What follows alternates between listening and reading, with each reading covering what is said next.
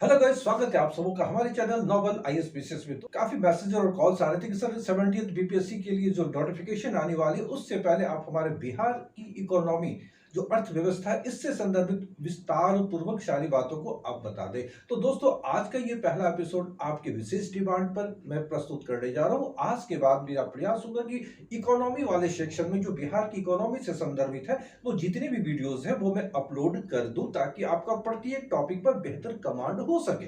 तो बिहार आर्थिक सर्वेक्षण जो 2023-24 की आई है ना, तो उनसे संदर्भित सारे आंकड़े यहाँ पर प्रस्तुत किए जाएंगे। साथ ही साथ बिहार बजट को भी हम लोग देखेंगे ताकि आपकी मुकम्मल तैयारी हो सके, ना सिर्फ पीटी की बल्कि आप मेंस के लिए भी, जीएस पेपर के लिए पूरी तरह तैयार हो जाए। दोस्तों, आज के एपिसोड में अर्थव्यवस्था के जो 3 क्षेत्र है, प्राइमरी, सेकेंडरी एंड टर्शियरी, प्राथमिक, द्वितीयक और तृतीयक क्षेत्र, इन तीनों का हमारे राज्य के जीएसडीपी में क्या योगदान है और इन 3 क्षेत्रों में भी वो कौन से 2 क्षेत्र हैं जो सर्वाधिक योगदान दे रहे हैं, इस फैक्ट्स को आज हम लोग देखेंगे। इसके अलावा प्रति व्यक्ति आय के मामले में बिहार की क्या स्थिति है, इसके अलावा सर्वाधिक आय वाले 3 शीर्ष जिले कौन कौन से हैं, न्यूनतम आय वाले 3 जिले कौन कौन से हैं, उन आंकड़ों पर भी ध्यान देंगे। साथ ही साथ हाल ही में जाति जनगणना बिहार में हुई, तो आर्थिक सर्वेक्षण में इस वक्त बिहार की पॉपुलेशन, बिहार की जनसंख्या कितनी है, ये आंकड़े बताए गए हैं आर्थिक सर्वेक्षण में, तो उसकी चर्चा भी आज होगी। ये पहला एपिसोड है, तो पूरी वीडियो को आप ध्यान से देखें,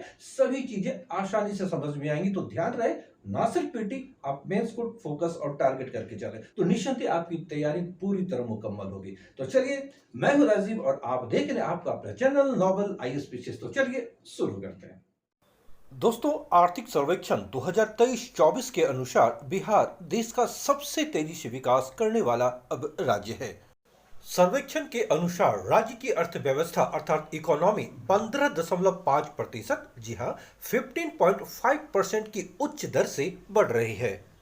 दोस्तों, आर्थिक सर्वेक्षण में कहा गया है कि वर्तमान मूल्य अर्थात करंट प्राइस पर बिहार का सकल राज्य घरेलू उत्पाद, जिसे शॉर्ट में जीएसडीपी अर्थात ग्रॉस स्टेट डोमेस्टिक प्रोडक्ट कहते हैं, यह 15.5% बढ़कर 7.5 लाख करोड़ रुपए हो गई है। जी हाँ, यह ग्रोथ है 15.5% की और यह बढ़कर हो गई है 7.5 लाख करोड़ रुपए। दोस्तों, यहाँ यह ध्यान रखें कि करंट प्राइस अर्थात वर्तमान मूल्य में मुद्रास्फीति इन्फ्लेशन शामिल होती है और इस कारण यह राशि अधिक होती है वास्तविक यानी रियल प्राइस की तुलना में। तो आइए अब जानते हैं कि वास्तविक सकल राज्य घरेलू उत्पाद में क्या बढ़ोतरी हुई है। दोस्तों, रियल जीएसडीपी में 10.6% की बढ़ोतरी हुई है और यह बढ़कर अब हो गई है 4.4 लाख करोड़ रुपए। आइए जानते हैं जीडीपी और जीएसडीपी में मुख्य अंतर क्या है। जीडीपी यानी ग्रॉस डोमेस्टिक प्रोडक्ट, जिसे हिंदी में सकल घरेलू उत्पाद कहते हैं। दोस्तों, यह किसी देश की अर्थव्यवस्था के विकास अथवा आर्थिक विकास को सूचित करता है। जैसे भारतीय अर्थव्यवस्था के विकास की बात करें तो इसे हम जीडीपी में ही व्यक्त करते हैं।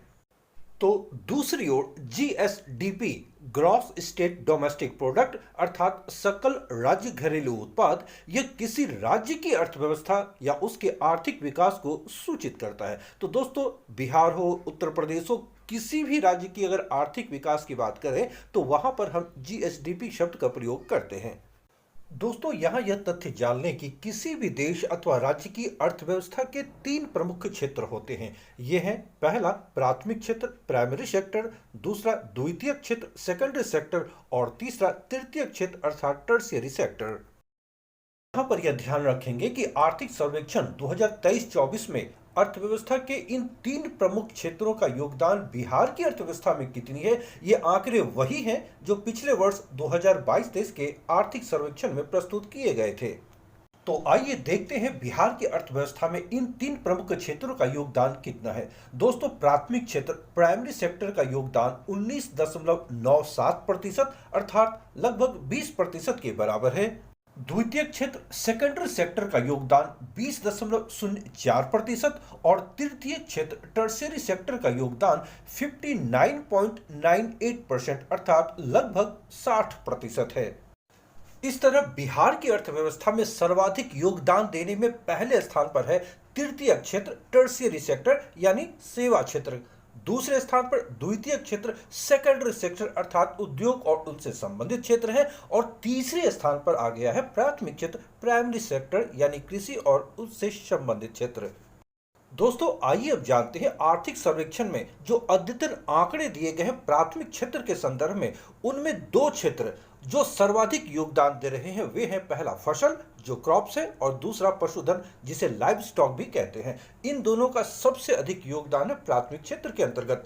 तो सकल राज्यगत मूल्यवर्धन अर्थात जीएसबी में इनका योगदान कितना है? तो फसल का योगदान है 9.9% और दूसरे स्थान पर पशुधन है जो है 6.6%। दोस्तों जो आंकड़े पेश किए गए हैं वो निसंदेह फसलों का सर्वाधिक योगदान है प्राथमिक क्षेत्र के अंतर्गत, किंतु एक चिंताजनक बात यह है कि फसलों का हिस्सा लगातार घटता जा रहा है। जो आंकड़े दिए गए इसके अनुसार 4% की औसत वार्षिक दर से इसमें कमी आती जा रही है। दोस्तों आंकड़ों के अनुसार 2016-17 में यह 12.6% था जो 2022-23 में घटकर 9.9% पर आ गया है। इसमें एक मात्र अपवाद 2020-21 के दौरान रही थी जिसमें थोड़ी वृद्धि दर्ज की गई थी फसलों के उत्पादन में। दूसरी ओर पशुधन के बारे में एक अच्छी खबर यह है कि इसमें 2.3% वार्षिक औसत दर से बढ़ी है। दोस्तों 2016-17 में यह 5.7% थी जो बढ़कर 2022-23 के दौरान 6.6% पर पहुंच गई है।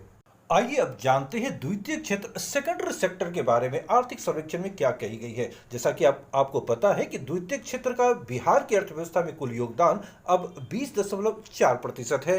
दोस्तों सेकेंडरी सेक्टर अर्थात द्वितीय क्षेत्र में सर्वाधिक योगदान देने वाले दो क्षेत्र हैं। पहला है निर्माण क्षेत्र कंस्ट्रक्शन सेक्टर और दूसरा विनिर्माण क्षेत्र मैन्युफैक्चरिंग सेक्टर।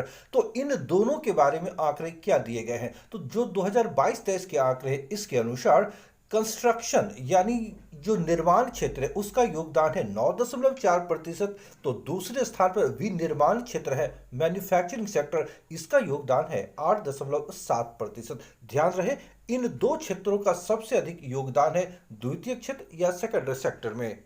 महत्वपूर्ण यह है कि द्वितीय क्षेत्र के अंतर्गत इन दोनों हिस्सों यानी विनिर्माण मैन्युफैक्चरिंग और निर्माण कंस्ट्रक्शन इन दोनों क्षेत्रों की हिस्सेदारी 2016-17 से 2022-23 के बीच अधिकांशतः एक समान ही रही है, इसमें कोई बदलाव नहीं आए हैं। आइए जानते हैं तृतीय क्षेत्र टर्शियरी सेक्टर के बारे में आर्थिक सर्वेक्षण में क्या बातें कही गई हैं। जैसा कि अब आपको पता है कि वर्तमान में तृतीय क्षेत्र का योगदान 59.98% है जो लगभग 60% के बराबर है। तो तृतीय क्षेत्र के अंतर्गत सर्वाधिक योगदान देने वाले वो कौन कौन से सेक्टर या क्षेत्र हैं? तो इनमें पहला है व्यापार एवं मरम्मत सेवाओं वाला क्षेत्र जो ट्रेड एंड रिपेयर सर्विसेज है, उनका योगदान 15.8% है। तो दूसरे स्थान पर TSC&S जिसमें परिवहन भंडारण संचार प्रसारण आदि चीजों को शामिल की गई है, इनका संयुक्त रूप से योगदान है 10.7%। तो ये दोनों क्षेत्र हैं पहले और दूसरे स्थान पर सर्विस सेक्टर यानी सेवा क्षेत्र में योगदान देने में। दोस्तों यहां ध्यान रखेंगे कि परिवहन भंडारण संचार और प्रसारण संबंधी जो सेवाएं हैं उनमें सबसे अधिक योगदान देने वाला जो क्षेत्र है ना वो है पथ परिवहन रोड ट्रांसपोर्टेशन।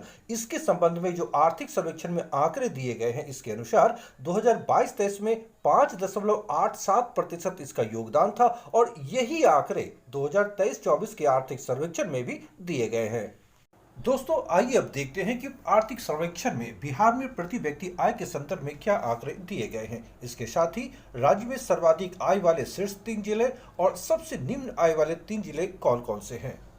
दोस्तों आर्थिक सर्वेक्षण के अनुसार वर्तमान में बिहार में प्रति व्यक्ति आय 59,637 रुपये अर्थात लगभग 60,000 रुपये है, जबकि संपूर्ण भारत के स्तर पर इस समय देश में प्रति व्यक्ति आय 1,72,276 रुपये बताई गई है। दोस्तों शीर्ष जिलों के संदर्भ में जानने से पहले यह भी जानना आवश्यक है कि हाल के वर्षों में आर्थिक गतिविधियां तो राज्य में काफी बढ़ी हैं, लेकिन राज्य के अंदर आर्थिक विकास में क्षेत्रीय विषमता मौजूद है। आर्थिक सर्वेक्षण के अनुसार प्रति व्यक्ति सकल राज्य घरेलू उत्पाद अर्थात GSDP gross state domestic product के दृष्टिकोण से राज्य के 3 सबसे समृद्ध जिले ये हैं पहला पटना, दूसरा बेगूसराय और तीसरा मुंगेर। याद रखेंगे ये राज्य के सर्वाधिक समृद्ध 3 जिले हैं, पटना, बेगूसराय और मुंगेर। इन 3 शीर्ष समृद्ध जिलों के अंतर्गत प्रति व्यक्ति आय के जो आंकड़े दिए गए हैं वो पटना में 1,14,541 रुपये, दूसरा बेगूसराय के अंतर्गत 46,991 रुपये और तीसरा मुंगेर के अंतर्गत 44,176 रुपये प्रति व्यक्ति आय है। दोस्तों यहां ध्यान रखें कि शीर्ष पर जो पटना है उसके पश्चात बेगूसराय जो दूसरे स्थान पर है, आय में काफी अधिक विषमता है। दूसरी ओर प्रति व्यक्ति सकल राज्य घरेलू उत्पाद GSDP gross state domestic product के दृष्टिकोण से राज्य के 3 सबसे गरीब अथवा निर्धन जिले हैं। उनमें पहला शिवहर, यह सबसे निर्धन जिला है राज्य का, दूसरा अररिया और तीसरा सीतामढ़ी।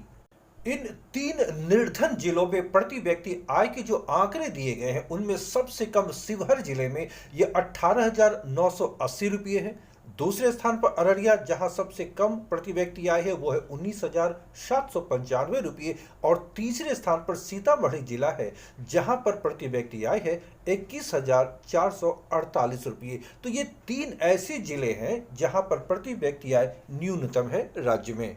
दोस्तों जैसा कि मालूम है कि बिहार में जाति आधारित सर्वेक्षण करवाई गई है, लेकिन यहाँ जो आर्थिक सर्वेक्षण में रिपोर्ट पेश की गई है इसमें बिहार के सिर्फ अनुमानित जनसंख्या के संदर्भ में आंकड़े दिए गए हैं, संपूर्ण आंकड़ों की उपलब्धता यहाँ पर नहीं है।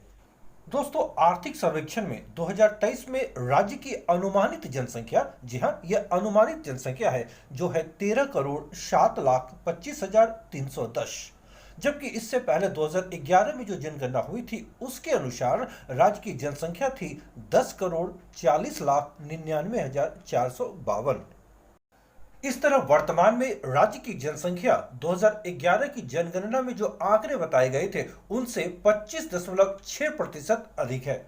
दोस्तों बिहार में जनसंख्या की वृद्धि दर संपूर्ण भारत के औसत से अधिक रही है, क्योंकि जो पिछले आंकड़े हैं 2001 से 2011 के दशक में भारत में जो जनसंख्या की वृद्धि हुई थी उसकी दर थी 17.64%, वहीं इसकी तुलना में बिहार में यह थी 25.07%। जैसा कि आपको पता है कि 2011 की जनगणना के अनुसार बिहार का भारत में जनसंख्या के दृष्टिकोण से तीसरा स्थान है, वहीं पहले स्थान पर उत्तर प्रदेश और दूसरे स्थान पर महाराष्ट्र है। जैसा कि मालूम है कि अपने देश में प्रत्येक 10 वर्षों में जनगणना सेंसस करवाई जाती है, तो अंतिम जनगणना 2011 में हुई थी, इसके पश्चात 2021 में यह होने वाली थी, किंतु इसमें विलंब होने के कारण हाल के वर्षों में जनसंख्या से संबंधित जो संपूर्ण भारत के आंकड़े हैं वो हमें उपलब्ध नहीं है, जो हाल के वर्षों से संबंधित है। इसलिए जो भी आंकड़े प्रस्तुत किए जा रहे हैं वो पुरानी 2011 के ही हैं। इसलिए आर्थिक सर्वेक्षण में भी हाल के वर्षों के लिए राष्ट्रीय जनसंख्या आयोग जो एनपीसी नेशनल पॉपुलेशन कमीशन है उसके द्वारा अनुमानित आंकड़ों का ही प्रयोग किया गया है। दोस्तों आज का ये जो एपिसोड था ये पहला एपिसोड था बिहार इकोनॉमी से संदर्भित, जो आर्थिक सर्वेक्षण 2023-24 में प्रस्तुत किए गए आंकड़ों से संबंधित आज का ये पूरा वीडियो था। नेक्स्ट वीडियो में इससे आगे जितने भी फैक्ट्स है, चाहे वो एग्रीकल्चर का हो, इंडस्ट्री का हो, हर क्षेत्र में बारी बारी से वीडियो आएगी।